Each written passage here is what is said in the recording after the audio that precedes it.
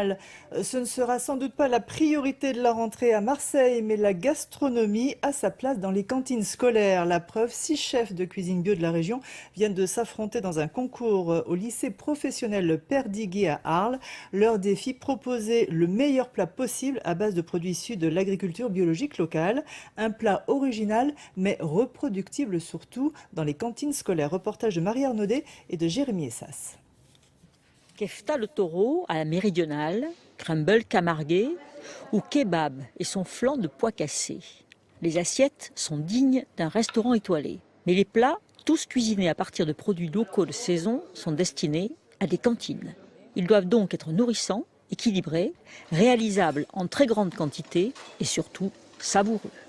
Moi, ce qui m'intéressait, c'est de voir la mise en œuvre assez rapide et simple de produits qui sont des produits bruts et frais, et de voir comment ils vont les valoriser et leur garder leur texture et aussi leur saveur.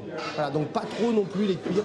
Le Grenelle de l'environnement prévoyait un objectif de 20% de produits bio dans les cantines en 2012. On en est encore loin, car la mise en œuvre se heurte à certaines difficultés.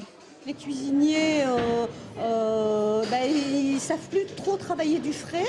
Les cuisines ne sont pas forcément toutes équipées de légumerie, donc il y a ça.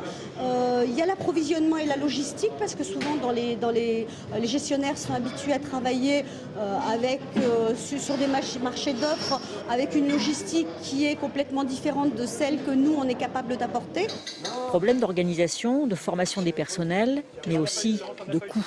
Avec 1,80 €, 1,90 € par jour pour élaborer un repas complet, c'est pas évident. Voilà le problème. Après, si vous voulez, il y a aussi la motivation. Est-ce que c'est beaucoup plus de facilité à faire donc du 4e et 5e gamme que faire donc du produit frais? Il faut le reconnaître aussi. En marge du concours, une conférence réunissait les scientifiques et les diététiciens, tous unanimes pour évoquer les qualités du bio sur la santé.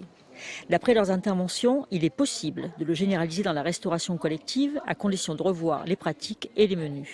En 2006, 4% des 73 000 cuisines collectives en France utilisaient des produits bio au moins partiellement. En 2013, 56% d'entre elles ont franchi le pas.